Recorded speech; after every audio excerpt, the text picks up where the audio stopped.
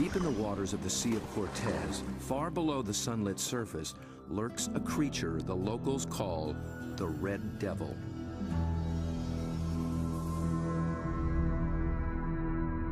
It is armed and dangerous. Its writhing limbs come equipped with 1,000 suckers, each full of flesh-tearing teeth. These devils come in the dark of night, rising from the abyss to within a few hundred feet of the surface. They are large, aggressive, in-your-face squid called the Humboldt. They're one of the most formidable predators in the ocean, and almost nothing is known about them.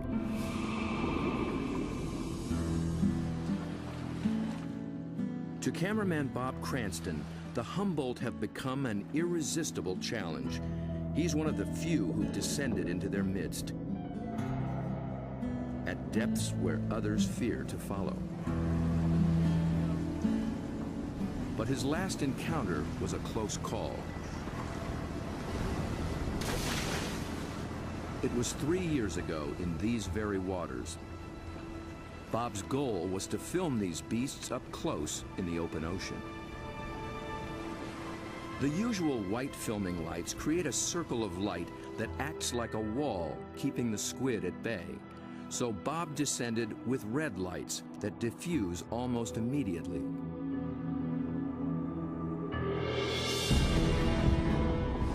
Suddenly, the squid were too close. For an instant, it seemed they would tear him apart.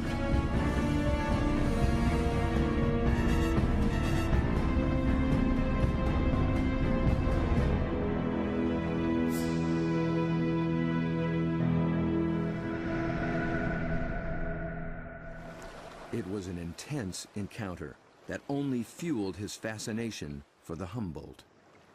They came right for me with no fear. That got my adrenaline going. Suddenly, I was really interested in everything about these guys. I wanted to meet more of their kind.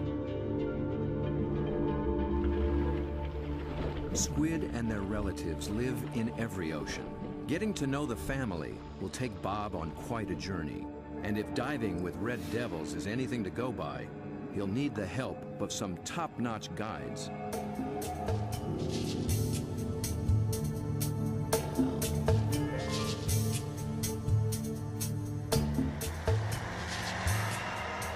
Bob begins his quest far to the north, in the dark, cold waters of the Pacific Northwest.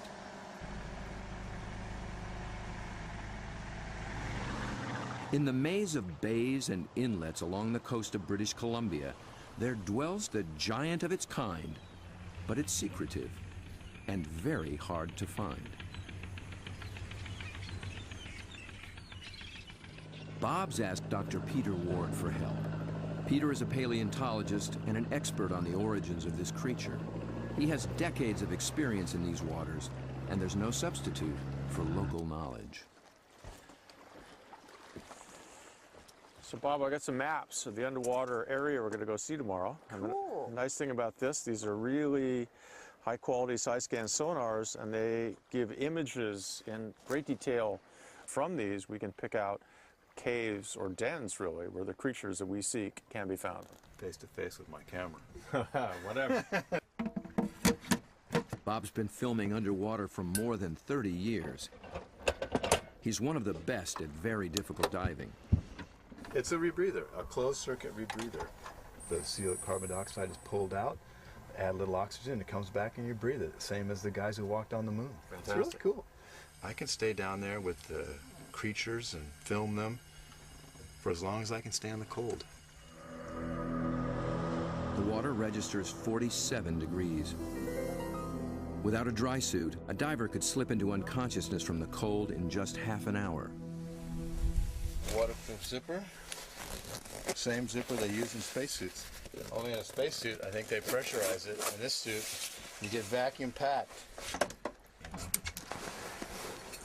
Get all these fancy lights. I think that one means low. Getting a little warm. Gotta get in the water soon.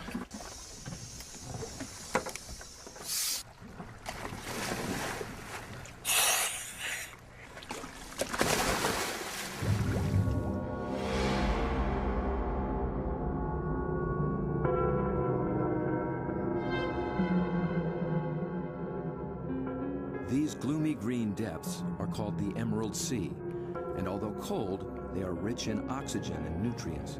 The combination allows creatures to reach enormous size.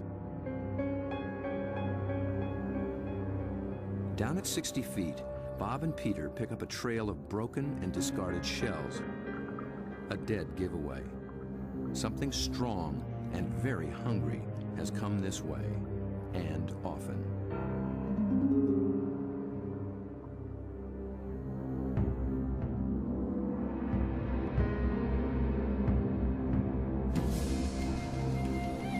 The crab should show more caution. It's up against a devious and determined predator.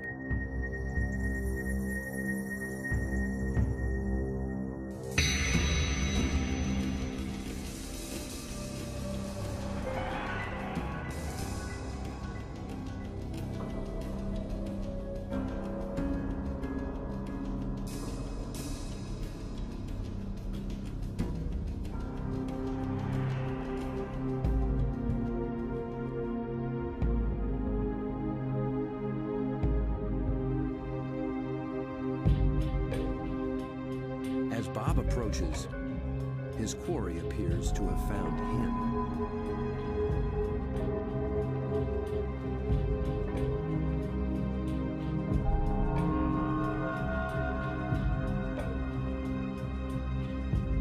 A giant Pacific octopus.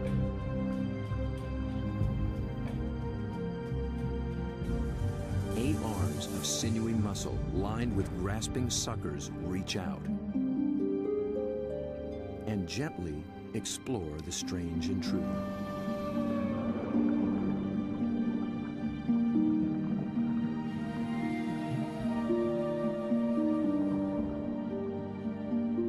A giant can reach 20 feet from arm tip to arm tip and weigh in at 200 pounds. It's the largest octopus in the great clan called the cephalopods, the group that unites the octopus and squid. It's an ancient tribe, the first large predators in the sea. To this curious female, we're a brand new species.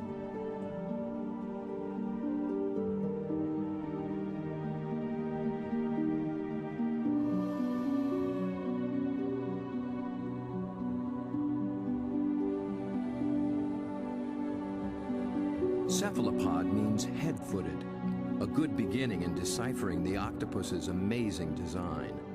The head and body are encased in a large, soft sac, and the foot, derived from its distant relatives, the clams and snails, has become a siphon, a water jet to propel it in any direction.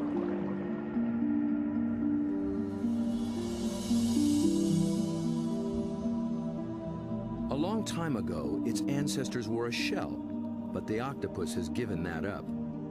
Yet for creatures with such tasty flesh, the lack of protection presents a problem. The cephalopod solution?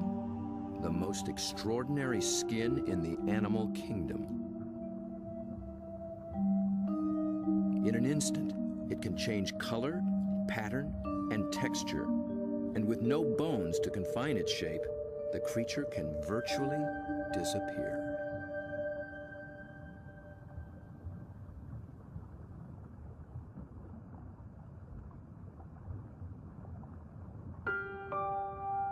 Another female lies sequestered in her den, tending to her brood of eggs. She lays up to 100,000 just once in her life. When they hatch, she will die. These clever, curious creatures won't live long at all. Their entire lifespan is no more than 3 or 4 years.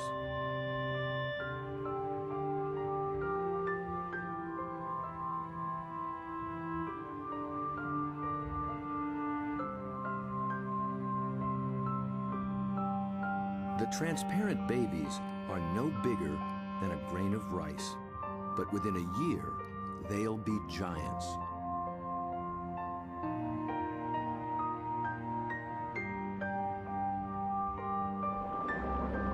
the lives of these complex beings are all too brief, their line reaches back 500 million years, long before sharks began swimming the seas.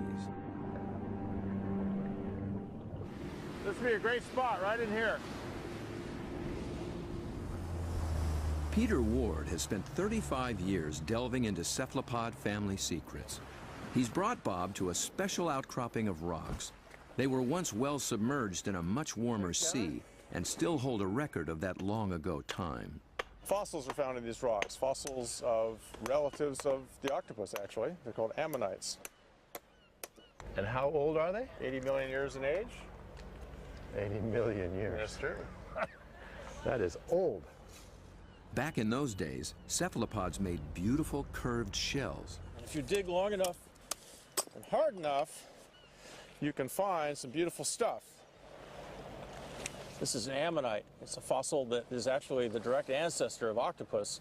So this is an ancient cephalopod. It's related to the chambered nautilus. So the tentacles sat here and swam about. A shell is a mobile home and a defense against predators, but it's so cumbersome it makes swimming difficult. Of the almost 1,000 kinds of cephalopods alive today, only the nautilus still wears one. It's a living fossil, puffing along the reefs of the Indo-Pacific as though nothing has ever changed.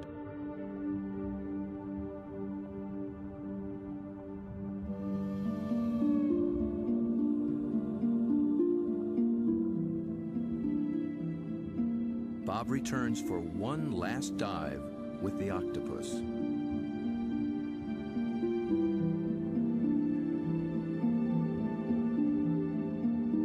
I couldn't resist bringing her a treat. All cephalopods are carnivores, and they love crabs. This creature actually reached out to me. I could sense her interest, her intelligence. I could see it in her eyes. There's something about the eyes of these animals just draw human observers in, and especially with the octopus and the cuttlefish, they definitely make visual eye contact with you and maintain it. Dr. John Forsyth studies these creatures' amazing physiology and complex behaviors. And I've come in and played games with octopus where I'll duck down and they'll raise up and look at me, and then I'll raise up and they'll duck down, and this will just go on for 15 or 20 minutes. Like this guy, I can barely see him over there, but when I look up, oh, you know, see, he's coming up. Because I think they look for our eyes. I think they try to make contact with our eyes as well. And I think that's what draws us into watching these animals. Whereas a fish, sometimes I look at a fish and I'm not sure where it's looking. They just have these blank, cold stares. But with a cephalopod, it's really never like that. At the National Resource Center for Cephalopods in Galveston, Texas, John maintains quite a collection. There are several kinds of octopuses, a school of small squid, and another relative, the cuttlefish. For John, the eyes of a cephalopod are not just the windows to its soul. They tell you a lot about how the animal lives. The octopus has a rectangular pupil that captures light reflected off the sea floor. Squid's large round eyes are adapted to seeing darting prey in the twilight of the open ocean. Cuttlefish dwell in both worlds, and their complex eyes can actually change shape to accommodate their travels.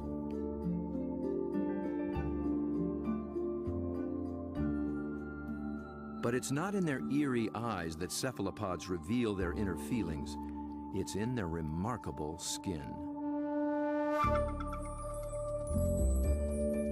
Millions of tiny sacs of pigment, called chromatophores, dot their skin, each controlled by minute muscles. With a little flexing, a cephalopod can flash with rippling bands of color.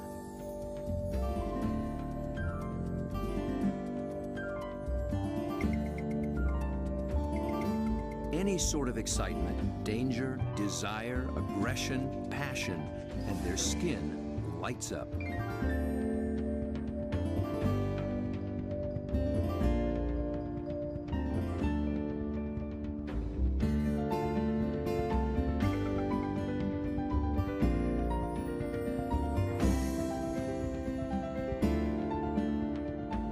Creatures with no vocal abilities at all, this is the way they communicate, in a language of light and color.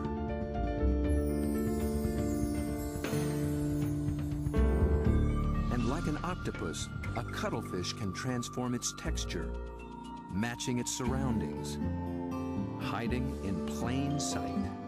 Given their camouflage capabilities, it's no wonder we're still learning just how many kinds there are.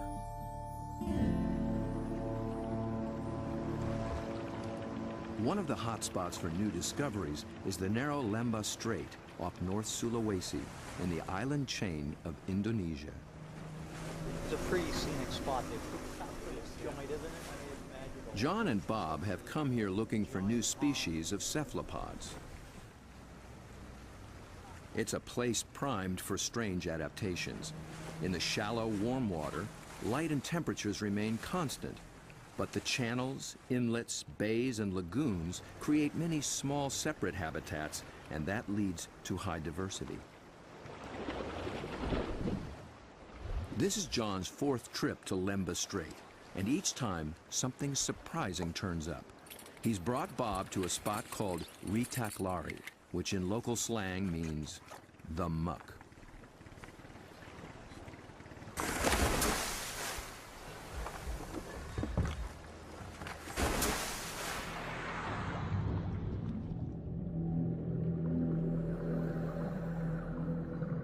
At first glance, it's a vast, flat disappointment.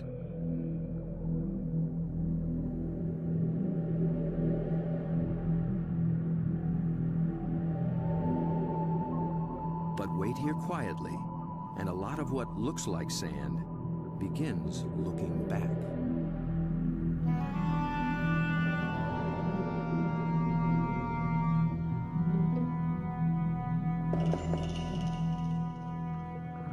From the still of the muck to the roaring straits, a lot of effort goes into not standing out.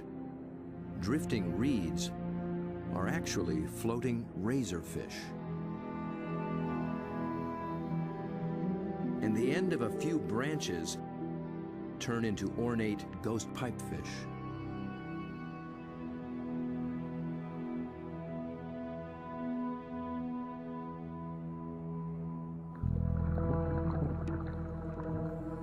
Out in the high-speed tides and swirling eddies, fish work hard to keep their footing, digging into the bottom with spine-like fins. But even creeping along on the seafloor, you still have to make a living.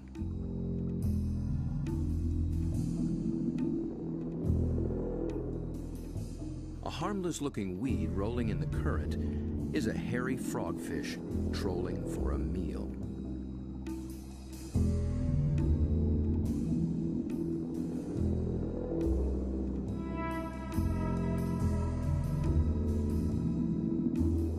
Equipped with its own strange lure.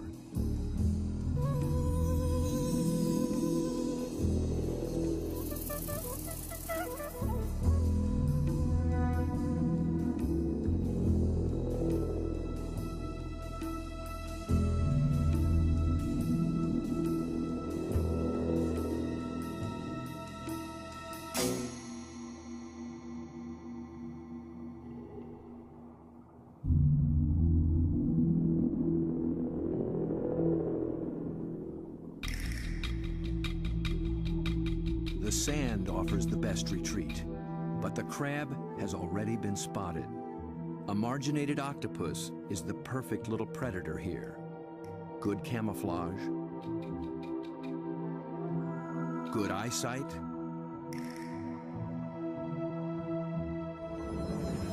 good grip.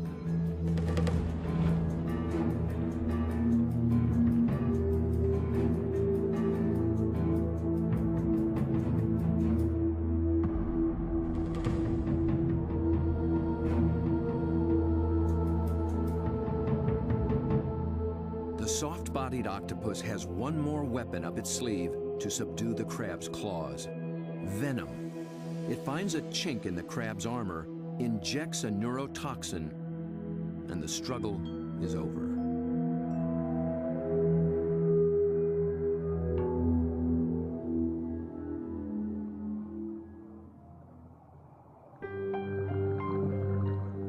In such an open setting, the trick for every creature is to find some place to hide.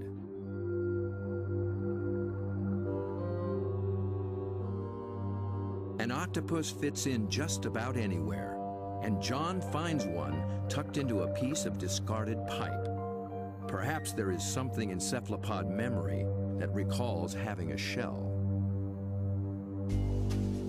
Bob and John find this little octopus ambling along with a dark brown bottle tucked under his arms. The bottle turned out to be his home, and he took it with him everywhere. So I thought I'd offer him a new fancy place and see if he's interested in trading spaces.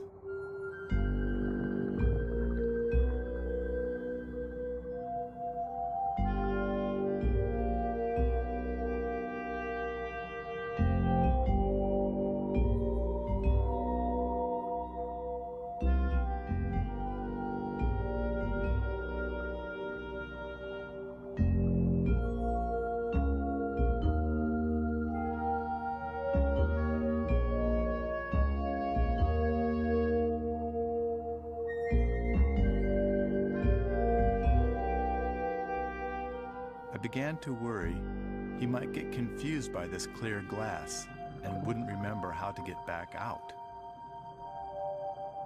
But after a few minutes, he slipped through the opening and went straight back to his old brown bottle. He'd made his choice.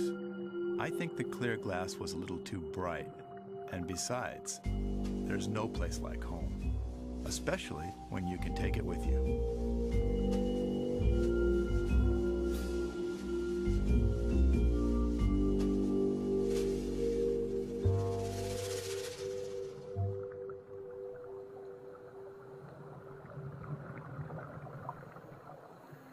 In the husks of old coconut shells, they find the pearl-like eggs of one of John's favorite creatures.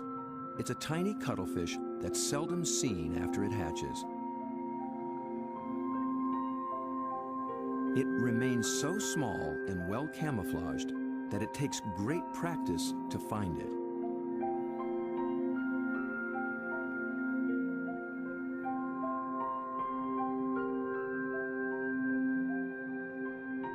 Down on the sea floor, it appears to walk across the bright stones, its rippling colors blending in and standing out. It's called the flamboyant.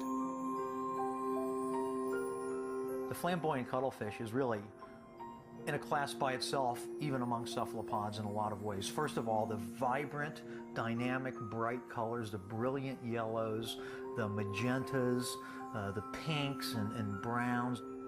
It adds on top of that these passing clouds of color as it's stalking, looking for prey. And of course, that's happening in living skin.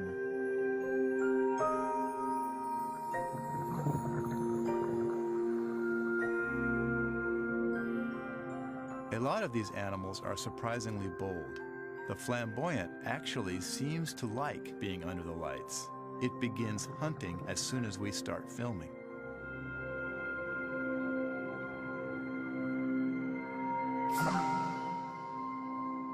My video lights attract little shrimp and crustaceans. Perhaps the cuttlefish can even see better in the lights as well.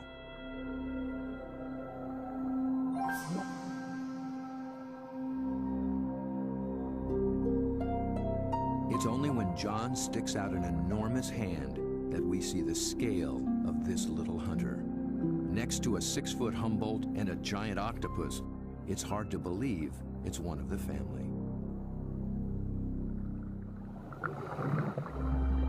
Not far away, a small octopus has been eyeing the scene. John reaches out for a better look. Every time I touch one of these animals, I'm not gripping it or holding it. My intention is never to frighten the animal in any way. However, I'm trying to keep it close to where I can get a good look, but the same time, the animal knows at any moment it can get away if it wants to.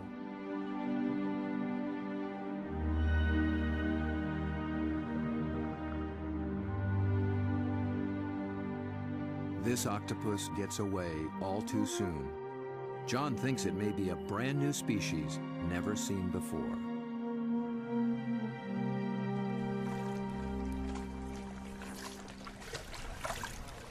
I don't know, Bob. I'm not sure what that is, but it could be a new one. I think it could be a new species. I wasn't expecting to see that. It's not something you've seen before, huh? No, I'm not sure what that would be. It's a cool little critter. Oh, wild.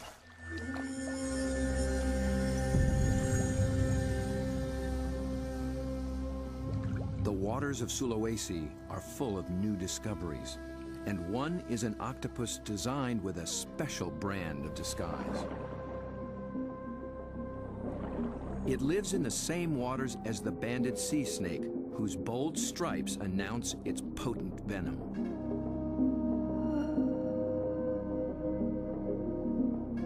These are banded arms that can make the same impression. When disturbed, the octopus flashes and intensifies the stripes, becoming a sea serpent, coiled and deadly.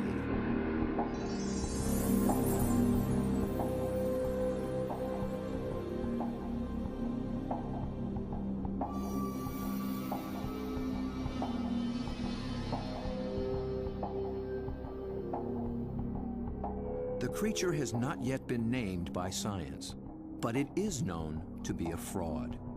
It's a shy nocturnal octopus, and unlike the snake, its venom is virtually harmless. Its stripes are simply a ruse to intimidate would-be predators.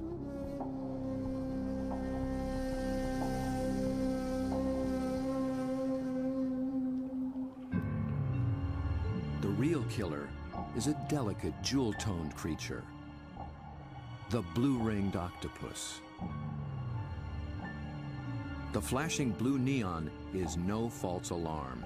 Its poison can immobilize every muscle in the human body. There is no antidote. But all it's really after is a crab.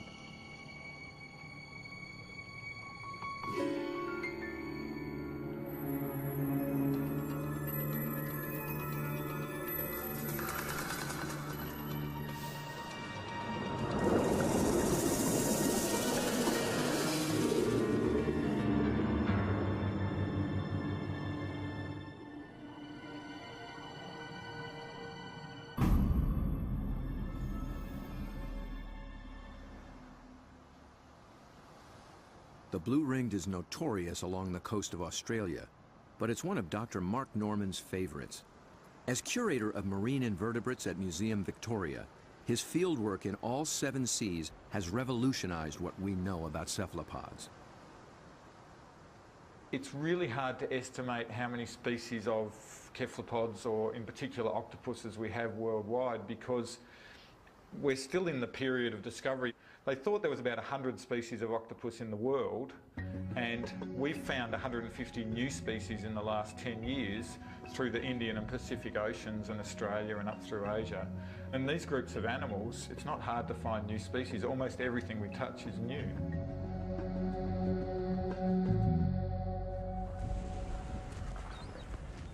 Bob wants to get close to the blue ring in the wild.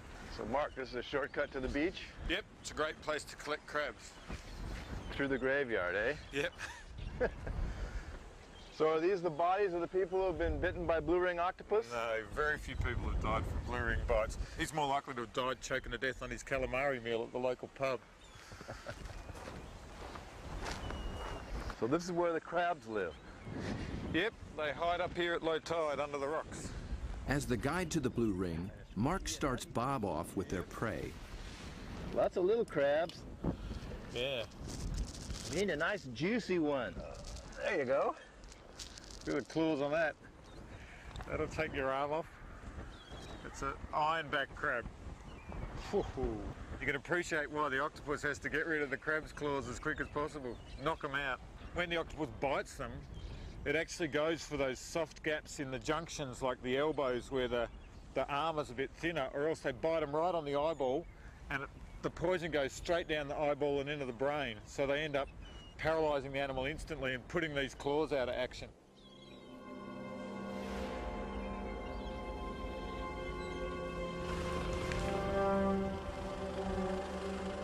The dive begins after dark, when blue rings are most active. And it's not off some wild remote beach. The deadly blue ring lives just beneath the town pier.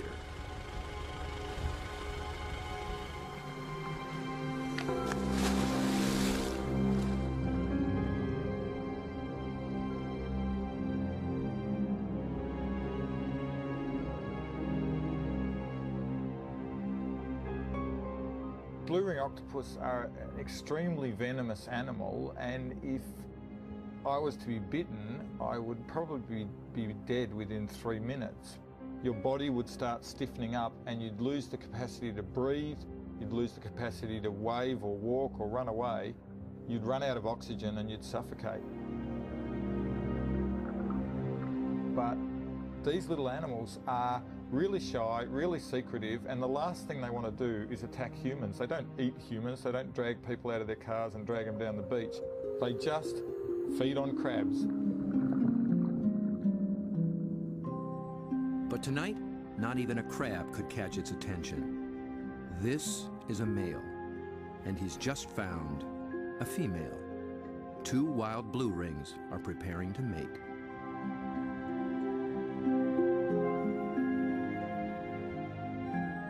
They keep their colors subdued to avoid attracting attention, especially from competing males.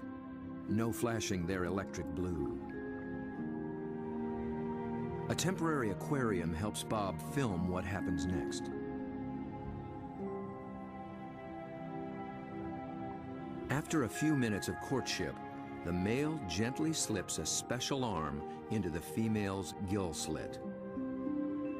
He's depositing a packet of sperm, which she will use later to fertilize her eggs.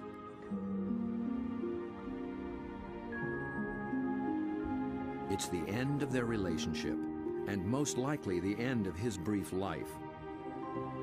That was all he needed to accomplish. Just beneath the very same pier is another cephalopod almost never seen in shallow water.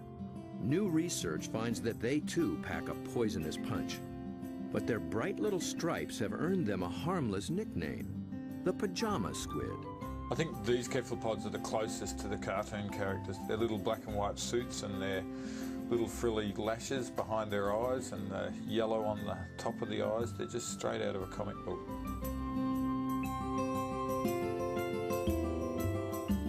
The pajama squid seem to have taken a cue from the blue rings. Males grab any passing female and then they try as hard as they can to reposition them so that they're face on, ready to mate, sort of suckers to suckers.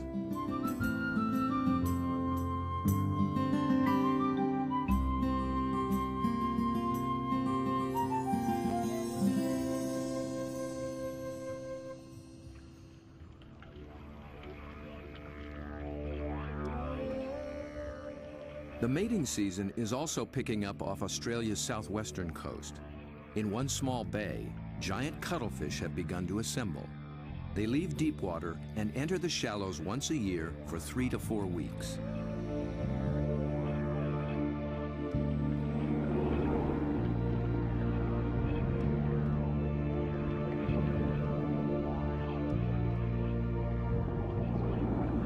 The males are 3 feet and massive, with 8 flowing arms and 1 all-consuming purpose.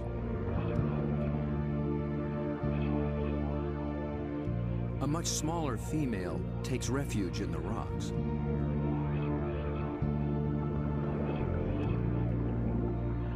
The males waste no time taking on their rivals. They flash and ripple with aggression. Their control is so subtle that they can isolate and flex just the flank facing the opposing male. The other flank communicates a solid, dependable side to any nearby female.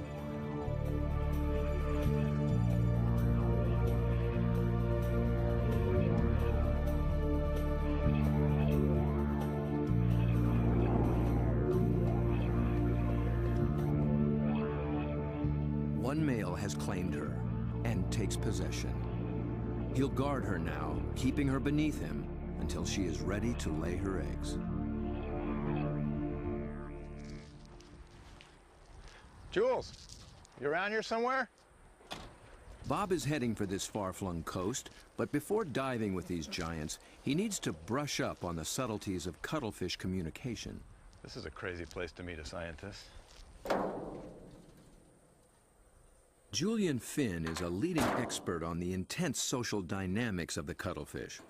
He comes to this junkyard to scrounge up special equipment for an interesting experiment.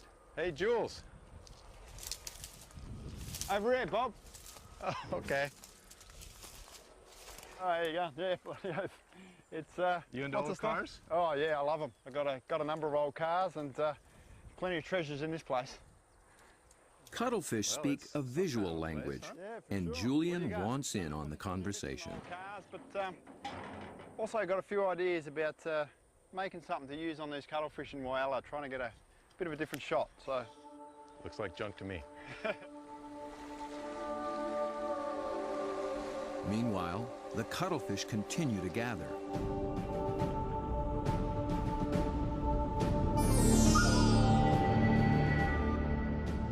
Their complex communication escalates into a kaleidoscope of colors. Opponents toss each other in the rolling tide, and things start getting rough.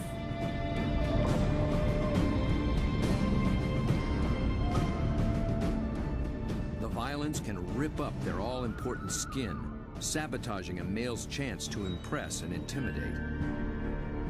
And someone's nursing a torn-off tentacle.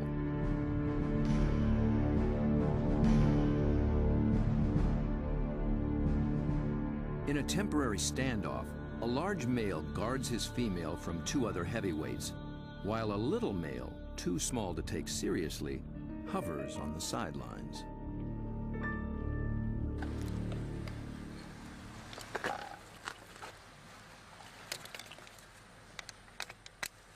The two males on shore get set to join the fray. well, here you go, Jules. I just wanted you to know that my camera's bigger than yours. Mine's a bit different than yours, sir. Well, yours has a hubcap on the front of it.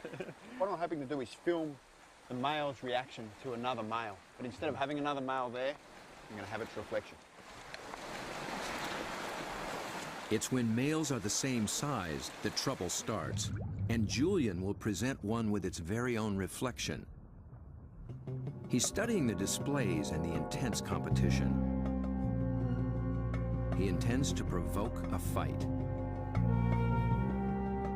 He approaches a large male who immediately responds.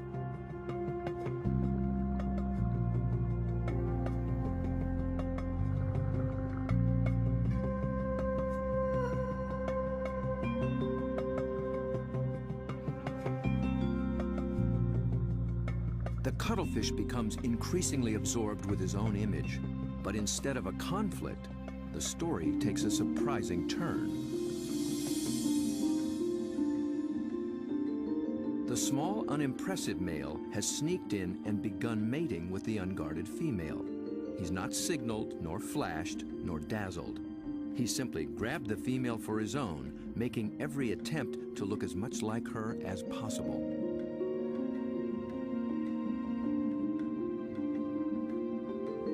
The aggressive male makes no headway with the mirror and finally moves off to resume his duties.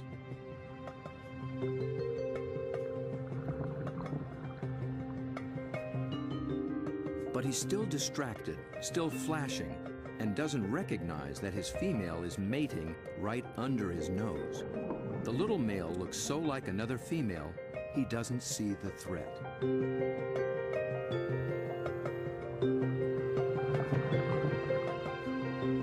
At last, he senses something's wrong and moves in to reclaim his female.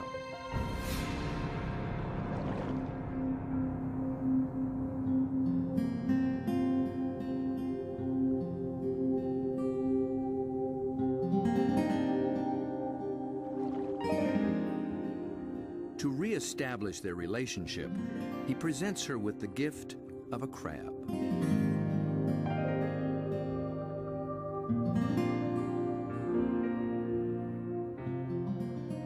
so much going on in cuttlefish society, Julian will be experimenting for a long time to come.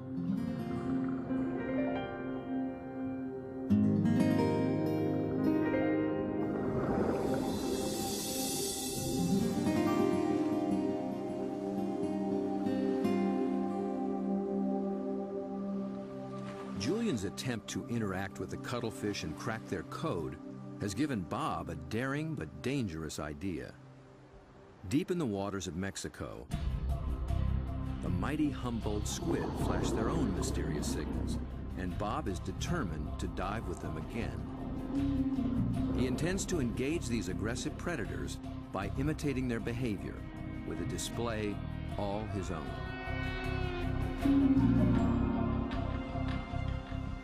Mark Norman and Julian Finn think he's close to crazy.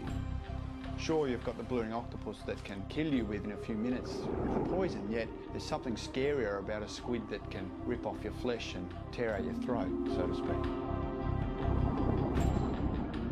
I think you'd be really sensible to work with shark cages with those animals, because the stories I've heard are these massive animals that will effectively skeletonise a cow in a minute because they're such voracious predators. Bob Cranston has no intention of taking this advice. His whole goal is to interact with these squid on their terms, in their world.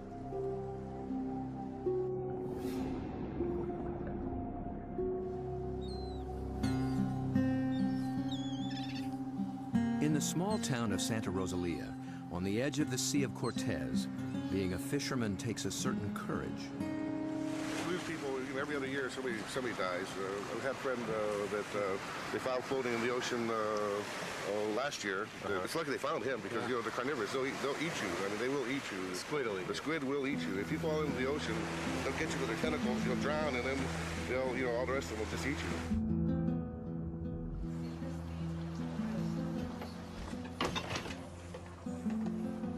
Despite their dread, these fishermen face the Humboldt on a nightly basis.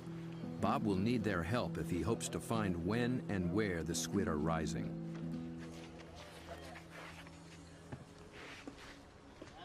Alberto.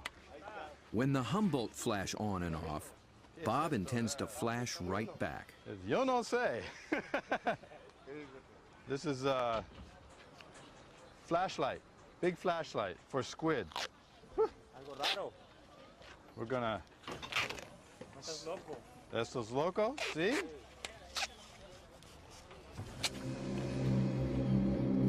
Bob knows perhaps better than anyone just what Humboldt are capable of.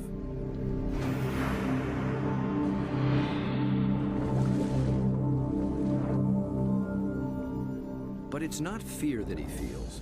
It's an intense fascination for such alien creatures in a world so different from our own. For me, there's just something about these animals. Maybe it's because this type of diving in itself is a great challenge. It's hard to work at these depths. I've managed to go down and physically touch these fantastic creatures, but somehow they're the ones that have taken a hold of me.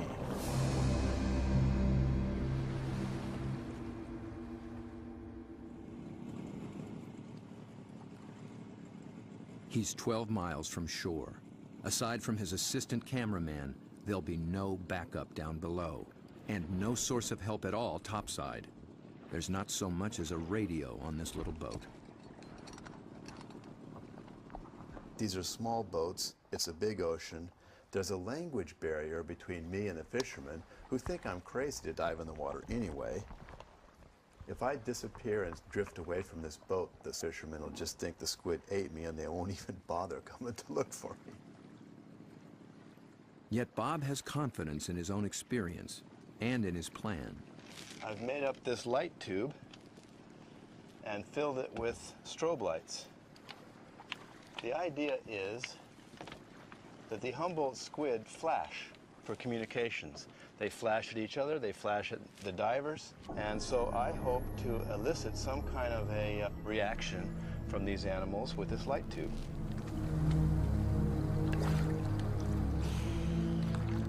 Beneath the boat lies 1,000 feet of open water and sea monsters.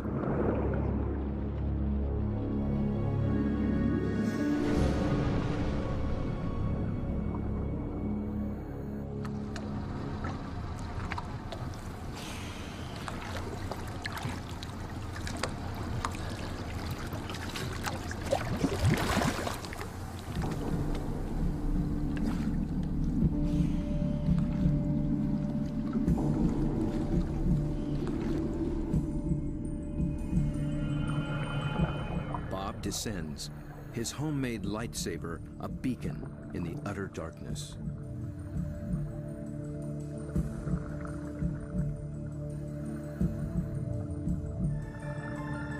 Right away, there's a complete surprise. Mobile arrays. They're seldom seen in a school like this. Already the night has taken on unexpected possibilities.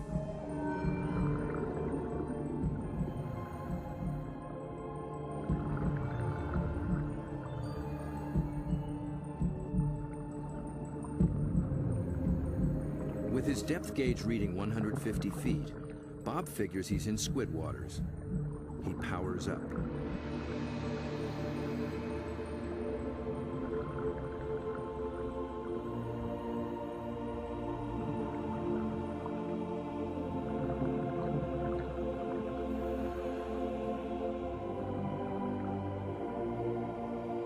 A giant swarm of pink krill mobs the lights. Suddenly, Bob's in the middle of a midnight feeding frenzy.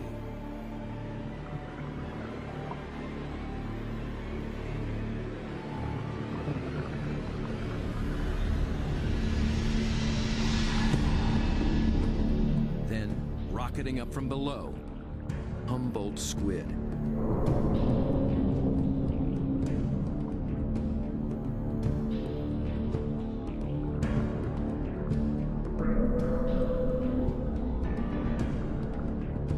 Flashing red and white. Bob tries to get clear of the krill into better visibility. And he's caught the squid's attention.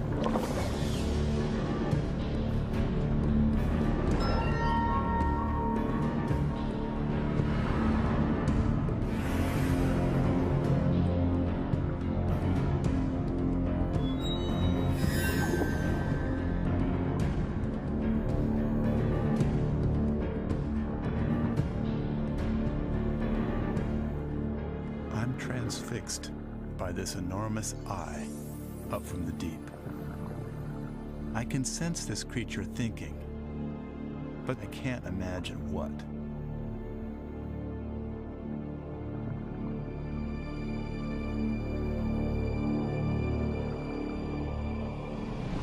A minute later, contact. The squid grabs hold, testing the light the only way it can.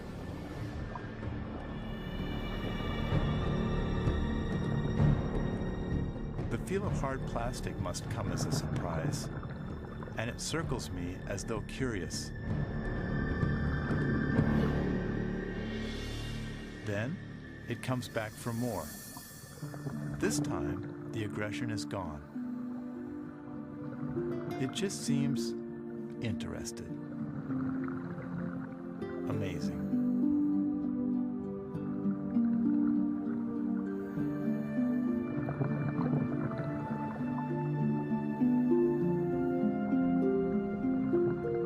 Play for a moment.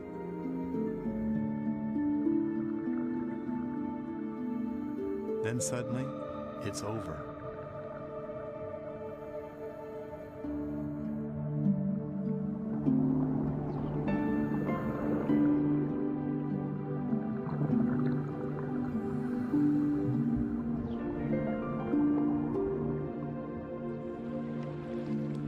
The fishermen are relieved just to see me alive. But I climb back in the boat, knowing something remarkable has just happened. I danced with the devil down in the deep, and I'm already thinking about the next dive.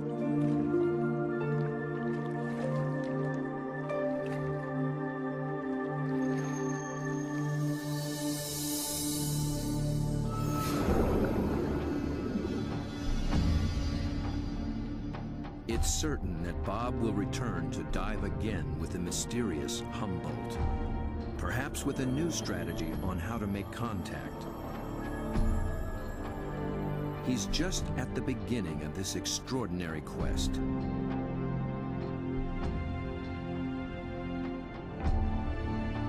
But who will he meet next time in the waters below? Friend or foe?